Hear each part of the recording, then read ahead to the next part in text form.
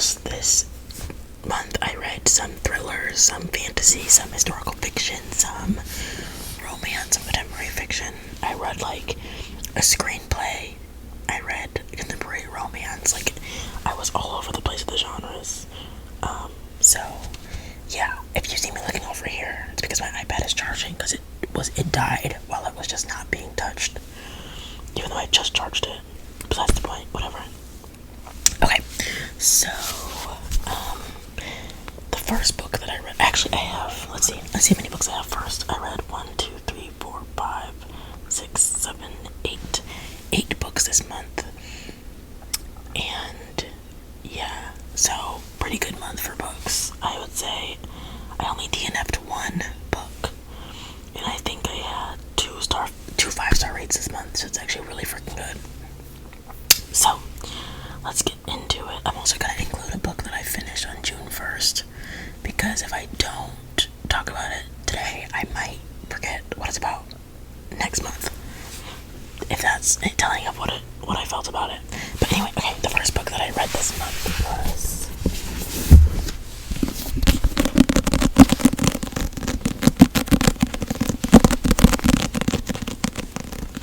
Magnolia Parks.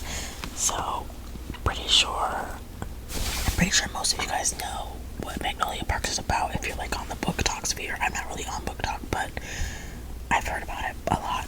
But this is about it's like explained as Gossip Girl set in London, and I just have to say, right, because don't do Gossip Girl, don't do my girl Gossip Girl, don't do my girl Gossip Girl. Okay, yeah, don't do Gossip Girl, because that's my shit. Gossip Girl is my favorite show, one of them, and this, I mean, it was good, I mean, it was fine, but it was just kind of like,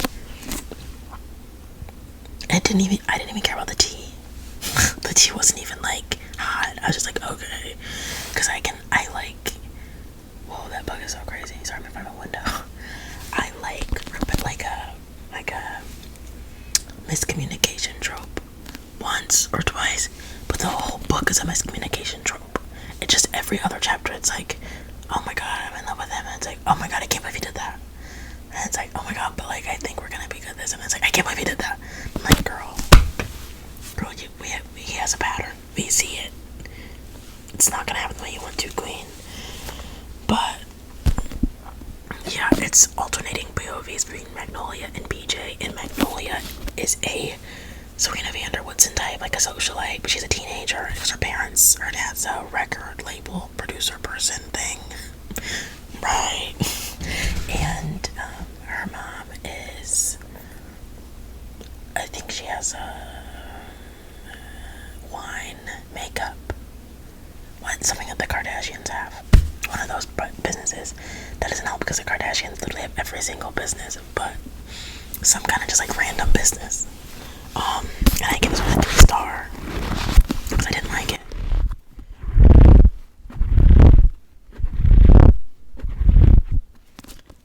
Unfortunately, people love these books, and I was so excited. I hated these covers to start, and then I was like, oh wait, # need that. So, but yeah, I didn't love this. I just was bored, like I just didn't care. But it also doesn't help that I saw Challengers in the middle of reading this, and then I just kind of couldn't read it for like 3 days because I was in my Challengers era. I've seen Challengers 10 times. We don't have to talk about that. But yeah, that's my Magnolia Parks.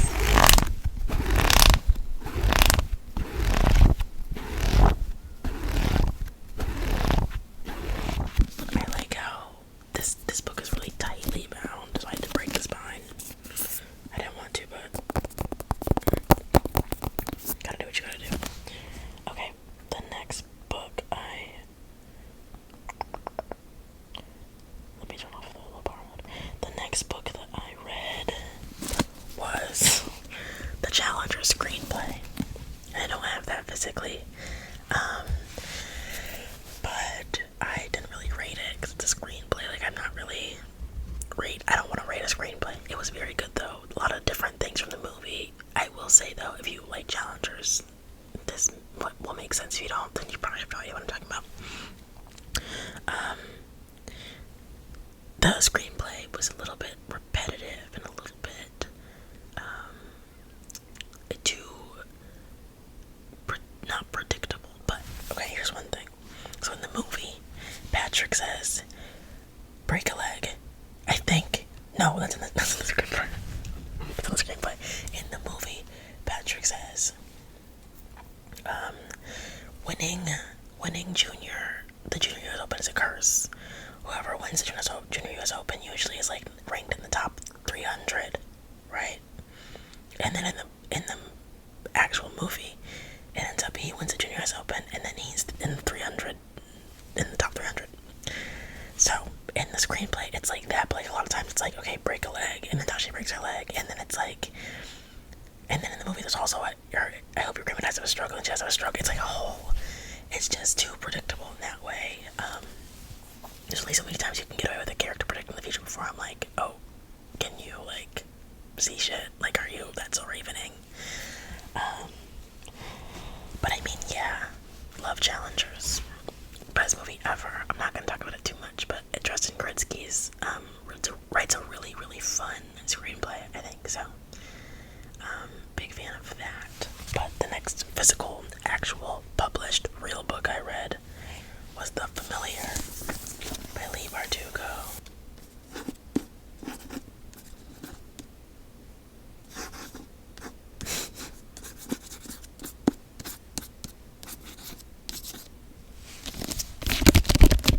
It has black sprayed edges, and I was so excited to read this book because it's just gorgeous. Okay, sorry. The Familiar by Leigh Bardugo. This is a historical fantasy set during the Spanish Inquisition, and we follow a girl named Lucia, I think, or Lucia. It's L-U-Z-I-A. She's a servant, and she has magical powers, and her the person who owns the house, what is it? Her mistress, not her, like, her mistress in like 1800s, so like her owner sees her using her magical powers and is like, oh my gosh, I could get money for this. So she has, well, not get money, but like status. So she does these things, and then she gets the attention of the wrong people, and then Lucia goes to compete in a competition of magic or something. I have no idea, but I DNF'd this book. I got to page 148, and I was just like, and I think things were supposed to start happening. They think they really were, but I just did not give a fuck. I could not. I was like, wow, I really do not care. Not one bit. So unfortunately, this one was DNF'd, but once again, the cover is fantastic and amazing, and the end papers are just gorgeous. So, that's The Familiar by Leigh Bardugo. The next book I read was A Short Stay in Hell, which is a short story by Stephen L. Peck. That one is about, basically, our main character wakes up in hell in front of a god he doesn't know or didn't ever study, and is told that everything that he learned in his real life, he was a Mormon, but everything that he learned and the god that he worshipped was not anything close to the real god. The real god is actually like a little god that, not a little god, but a god that only a small group of people in like Europe studied, so nobody really knew that this was what was going to happen.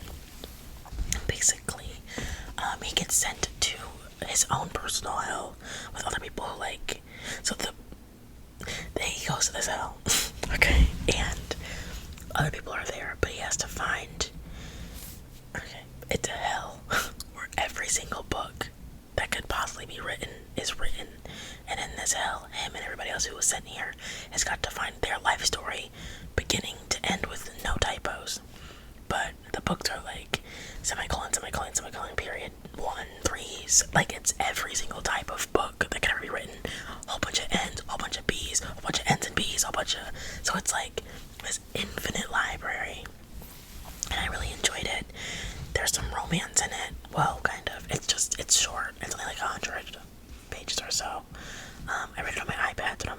version, but I really did enjoy that one, so I gave that one a 4-star because it was really cool. It was really original, and I really liked that.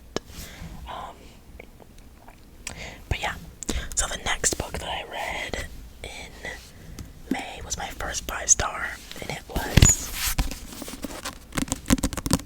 Hidden Pictures by Jessa and Rekulak. Oh, my bookmark also, look at that.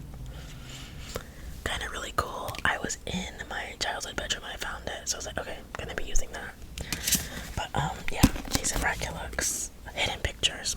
I loved this book. I was like, it was so nice because the beginning of my month was so slow. I didn't like The Familiar. I kind of didn't like Magnolia Parks. And then I was in a Challengers-induced reading coma. And then I was like, let me try this one. And yeah. It's so good. It's about a nanny whose name is Mallory. And she gets invited, well, she's a recovering addict, and she gets invited to nanny at this house with these nice rich people, and they have a son, and everybody's so sweet. But then one day, the son starts drawing, like, people getting dragged through the forest, and, like, dead bodies, and, like, just, like, sinister things, and Mallory's like, what the heck? So we go from there, and it's so good, and it's so twisty, like, I thought I knew what was happening, and then it changed, and then I was like, oh, okay, so this was happening, and then I still didn't know what was happening. It was so good. There's a little bit of romance in it. It's just really fun. Yeah, it started off interesting. I was like, oh, but then it changed.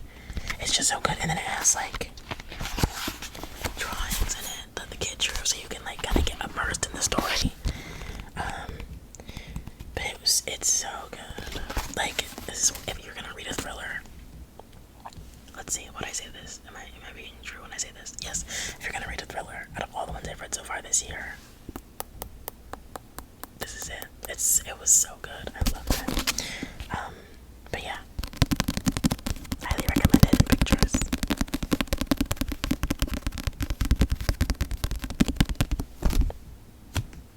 Amazing. Anyway, okay, sorry guys, my camera actually turned off. I finished the whole video, but my camera turned off after after Hidden Pictures. So, going back to what I read, is Annie-Bot is next. I gave it a 3-star rating. I was so excited to read it. Unfortunately, it fell a little bit flat. I ended up reading this on the train to Chicago. I went to visit my sister. So, yeah, I read on the train.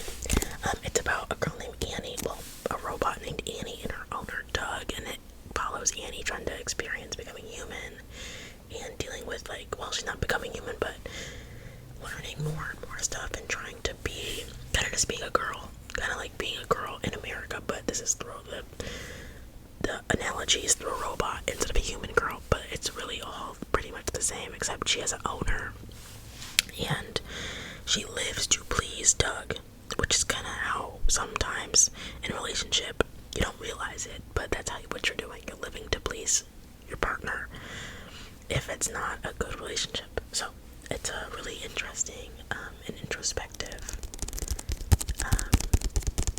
book.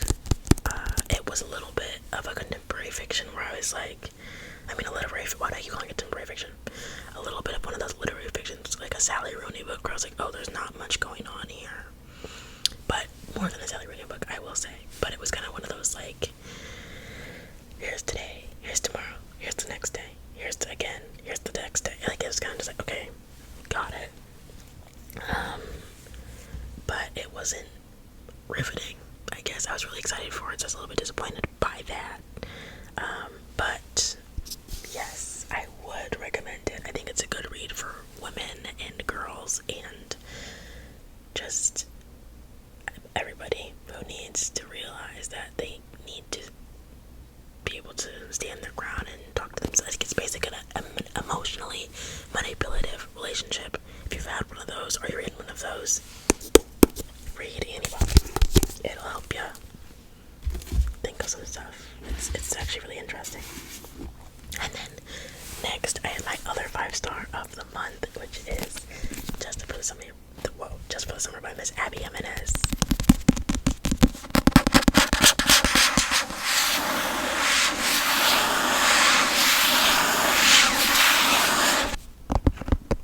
Also, I don't get tingles. Random. I just like the way it sounds. I don't get tingles though, so if you guys get tingles, what does that feel like? I just love ASMR. Anyway, this is a romance book that follows Emma and Justin. Justin posts a Reddit thread and it's like, every single girl that I date finds her soulmate after we break up. And Emma sees this. Well, Emma's friends and like, Emma, this is literally you. She makes her text this guy, Justin, and they go back and forth and they're like, oh my gosh, maybe we should date each other to break the curse. So basically this follows them breaking the curse. Or trying to. It's so cute. It's so good. Justin is the oldest of 4 siblings. His dad already recently passed away and his mother is going to prison. So he's going to have to take in and care for all of his siblings. There's a 4-year-old, a 13-year-old, and a 16-year-old, I think. And then Emma is a travel nurse who doesn't really like to do attachment and doesn't really like to be anchored down. And we kind of just navigate that, their relationship. And I love this book. I adored it. I read it so fast. I could not put it down. Reading something in 2 days on vacation. And not like a beach vacation, like like a city vacay. It's a feat. And I stayed up so late. It was like I was up on my phone reading it on my Apple Books. And I was like, at like 3 a.m. It was just so good. It made me feel so warm and cozy. And I love this. This is my first Abby Jimenez book. So hopefully there's more in my future because I love this. It also has one of my favorite tropes, which is like found family, single dad. You know what? You know me. You guys know me already, so yeah, that's this one. Highly recommend. I LOVE'd this book. Oh, I can't recommend it enough. It's so cute. It's so cute. There's also mention of not really neglect. Well, parental trauma is what I'll say. The next book. This book I actually just finished yesterday, which was June 1st.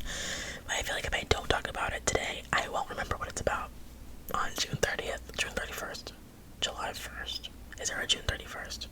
Let me know in the comments if there's a June 31st. Anyway, so this is called Home is Where the Bodies Are by Jeneva Rose, and I was so excited for this book. I mean, you guys know, I think I've talked about it in like 4 videos recently, and I've wanted it since it came out. This cover is just so cool. It's like a VHS tape. The front's like a VHS tape, and the back is like a VHS tape too. And then the inside is like a VHS tape, and it's just so cool. Oh. I gave this one 2.5 stars. I know, right? It follows 3 siblings going through their parents' estate after their mom passes away. They all come back to their hometown and they go through their things. And they're looking at VHS tapes, watching little home videos. So they put one in and the screen comes on and it's their mom and dad covered in blood, trying to hide a body. And so it's like, okay, they're dealing with the aftermath of that for the whole book, pretty much. But that premise sounds so interesting. And it just fell flat for me. Nothing happened in this whole book. It was like,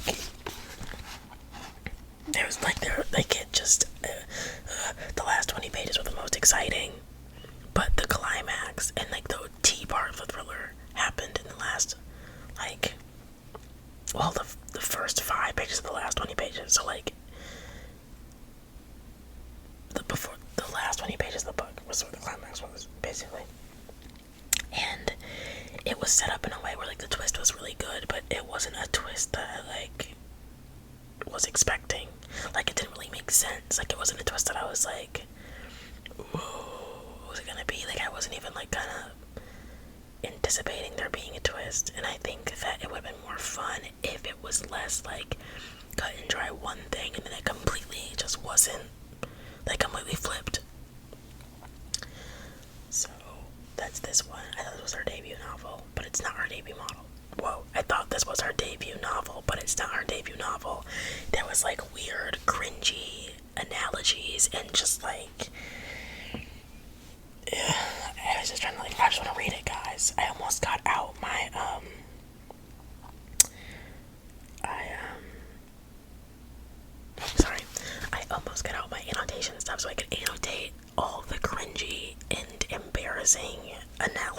this book, it would like just take me out of the story. Like it was like, it felt like she was trying to create highlightable bookstagram quotes that people would be like, oh, but they were just like not good. Whatever. I'm really upset that I didn't love this one, but I really wanted to love it. But what can I do?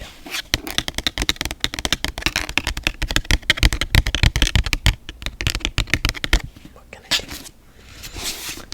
So that's actually all of the books that I've read this month, in the month of May.